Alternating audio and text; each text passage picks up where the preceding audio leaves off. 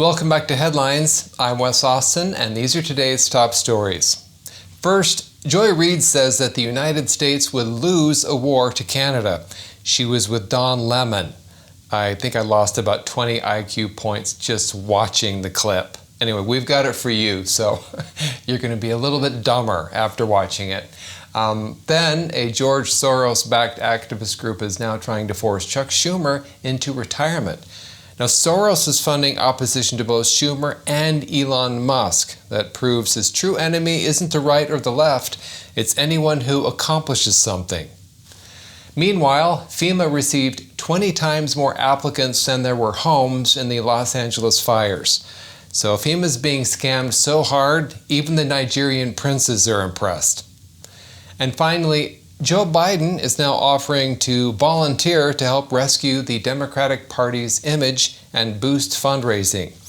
Because when your ship is sinking, you definitely want the guy who drove it into the iceberg to take the wheel again. And look, I'm all for it. I really think that the Democrats, you guys should do it. Okay, let's dive in. Joy Reid thinks that the United States would lose in a war with Canada. Now, before you watch this, just keep in mind that she had her own show on MSNBC for almost 5 years. First of all, you can't make Canada the 51st state without going to war with them. And let me explain how that happened, how that worked out the last time we tried to go to war with Canada. They burned the White House to the ground in 1814 and won the war. Canada beat us in the War of 1812. Sorry to interrupt Joy when she's on a roll, but the War of 1812 was with Great Britain, not Canada. Canada didn't become a nation until 1867, which is after 1812. And there was no winner of the War of 1812. It was a stalemate. Anyway, just minor details. Okay, back to Joy Reid. They probably like their chances against us. We're not going to beat them in a war because we have never been able to do that. We're going to lose. We don't have enough troops to occupy. They are a country of 39 million people who have about as many guns per capita as we do. You know, for a minute there, I almost thought I was watching an episode of Drunk History.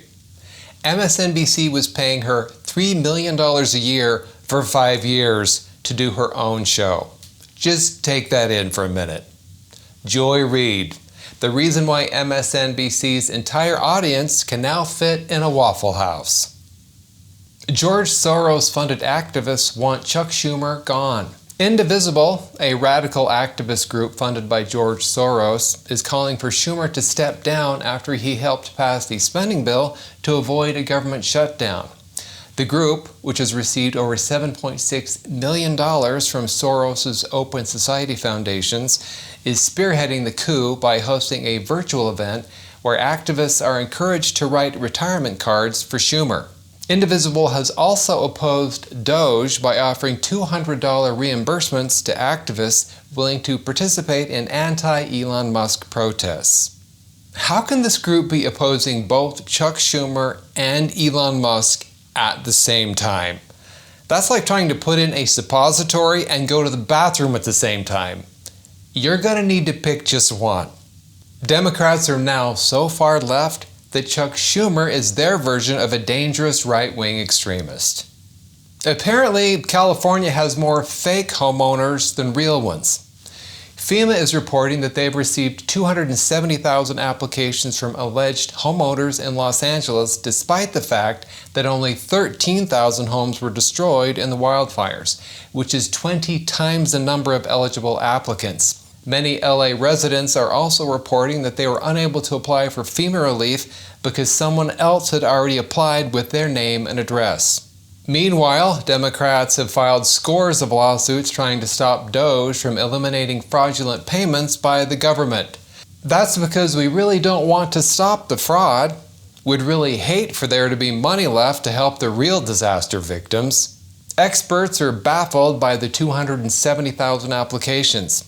Either there's massive fraud, or LA's housing crisis is so bad that 20 families are claiming the same studio apartment.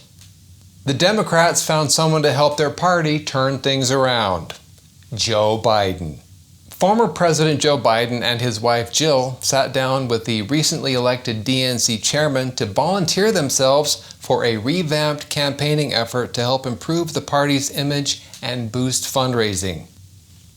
Since President Trump returned to the White House, public polling shows that less than 1/3 of Americans approve of the Democratic Party's performance. Biden's pitching himself as the Democratic Party's savior.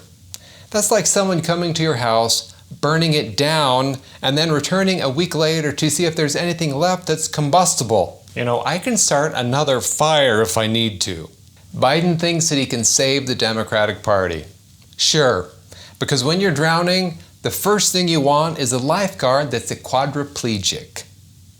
Thanks for watching Headlines. Have a great weekend, everybody, and have a good cheat day. Hey, I have been trying a cookie every cheat day, so I wanted to ask you guys, if you have any good cookies that I should try, will you put them in the comments so that I can have some opportunities to try a bunch of different cookies on cheat days? Okay, thanks. I'm Wes Austin. Good night.